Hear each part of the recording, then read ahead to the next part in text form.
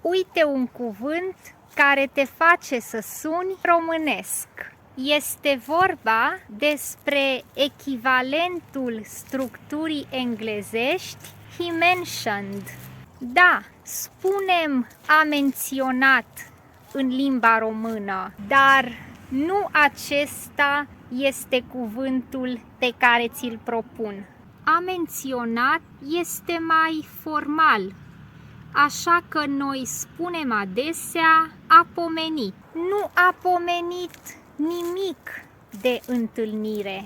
A pomenit ceva de mine. For more Romanian phrases, grammar tips and exclusive content, I'll see you in our private Telegram group.